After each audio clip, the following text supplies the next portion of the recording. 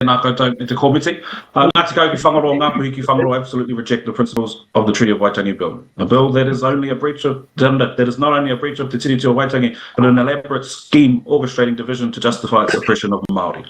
The bill is an act of transparent deceit, a continuation of Crown's historical pattern of land theft, deception, and political manoeuvring. We see the game being played here: divide Māori and Pākehā, fuel racial tension, and use that manufactured conflict as justification to erase Māori rights. We refuse to stand idle. Whangaroa refuses to stand idle while history repeats itself. The Crown strategy has never changed.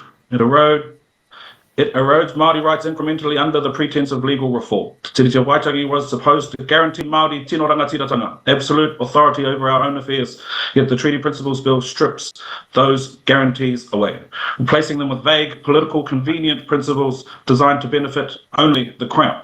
The Waitangi Tribunal's ngā mātāpono, the principles, clearly states the bill severely breaches the treaty, undermining its constitutional role. It dismantles the enforceable rights of Māori, leaving them subject to the Crown's whim. We have seen this strategy before, and Whangaroa Hapu have suffered deeply because of it.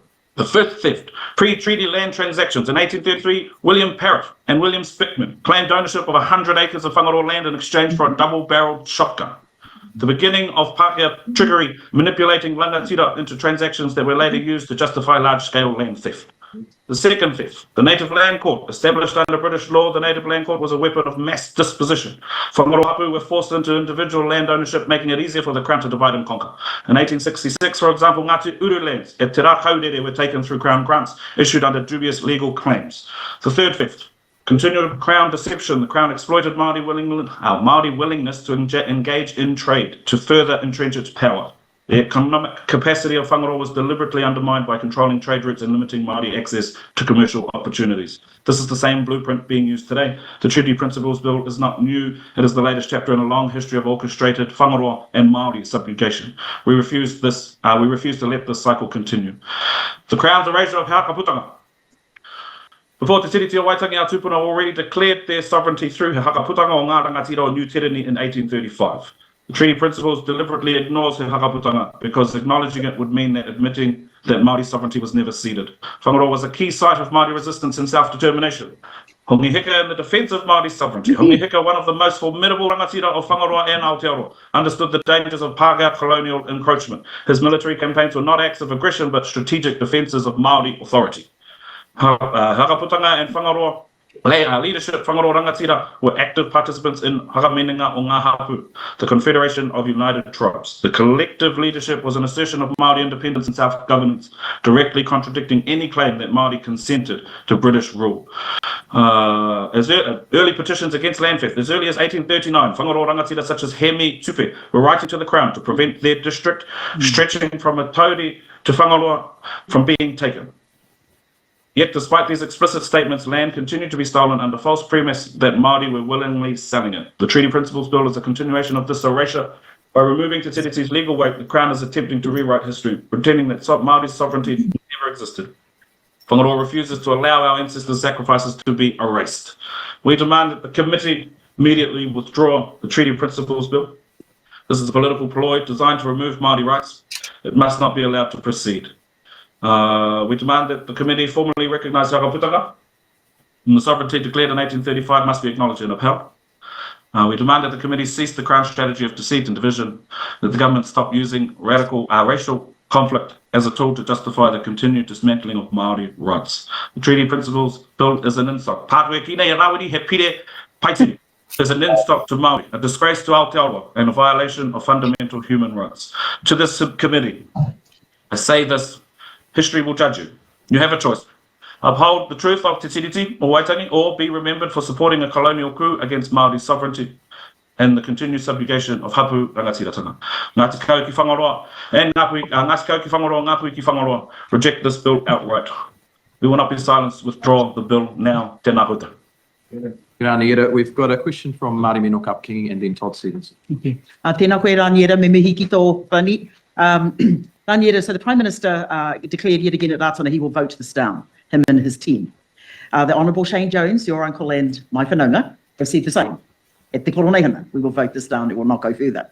Whangaroa, we need 252 homes across the whole of our area. The resource that's used for this exercise, which could well be used in Whaingaroa, what do you say to that? I understand through figures that have been put out and statistics that have been put out that should all 300,000 submissions be read, it would take one public servant 19 years at a cost of about, as you say, $4 million. That's resources that could be utilised in a health sector that's been stripped, in an education sector that's been stripped, in the housing sector, as you say, whai maria mino, that Whangaroa could well do with, that Te Taitoke Reo Whānui could well do with the support and the resourcing to house our people on lands that have been alienated from for many a generation.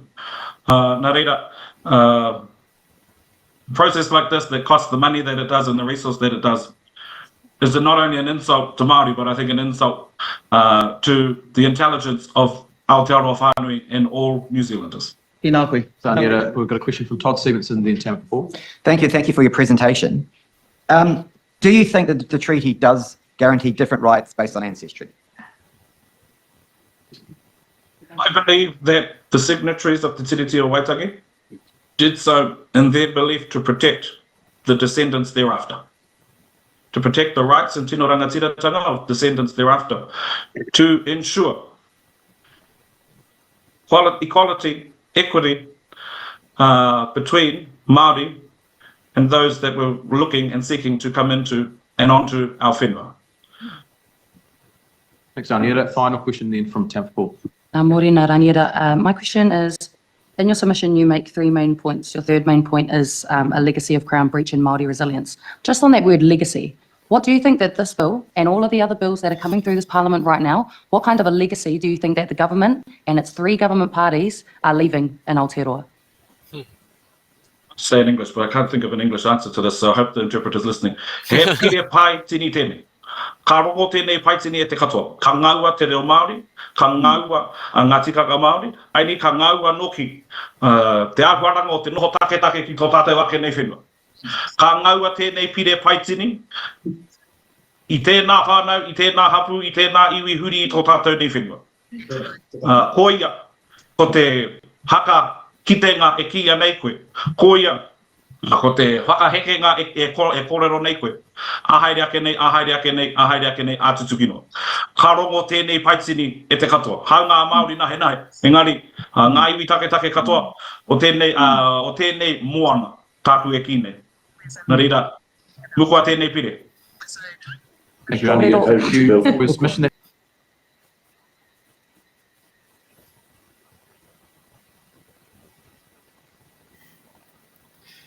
So, Ray, I got a question for you. What would you do with $6 million?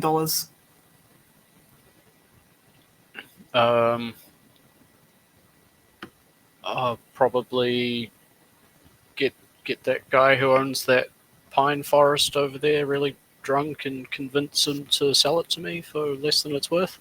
And then I could use that pine to build some houses for the people that need it on the land that is rightfully theirs to use. Nice. I know what I would do with it. I would put that towards compensation for all the jobs that were cut by this government. Yeah.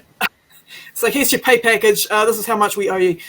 You know, that's how much this bill has cost so far. It's cost over $6 million, and it's a dead bill. I feel for fund community service. Make community service something people want to do rather than seen as a punishment. We all want to be involved. Yeah. I find it really weird, though. Do you find this question weird as well? The question that Todd Stevenson keeps asking everyone that's against the bill. And the question he keeps asking is, do you believe that Māori have special rights? How do you interpret that question? I can't. How do you see it? Well, the way how I see it is that iwi and hapu have the rights to govern, right? We're not talking about individual Māori. The word Māori, in the context that ACT is using the word, is to refer to a racial group. The people that are against this bill are using the word Māori to refer to a governing group. So like people within the iwi board or a hapu board who make a lot of decision makings, and the shareholders within those iwi and hapu, the people, iwi members who have shares in the land. That's how I kind of interpret the question. So it's more of a interpretation of racial versus kind of like socio-economic status. So yeah, I find that question to be really interesting, the way how it's being interpreted by each person that's being asked the question. Now, do I believe that we have special rights? No. I believe that if I break the law, I'm going to be subject to the same consequences as a non-Māori person. I believe that iwi and hapu boards have a right to govern their own assets. Yeah. As the Crown has the right to govern their own assets. But yeah, I find it a very interesting question. Did you have any more thoughts on that submission? Oh, can you translate some of that last answer? Or what did you feel strongest in it? Could I translate what he said in Te Reo Māori?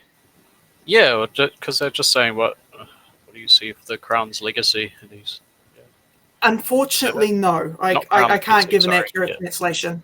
That's right. I'm not fluent in Te Reo Māori. I couldn't give an accurate translation, but I understood the rest of what he was arguing about in terms of Crown breaches. Because again, I've put the link in the chat, guys, of all the record of the breaches, including what happened. A really shitty thing that happened in 1964. The Native Reserve Act. So everyone looked, and there was none in the 1920s.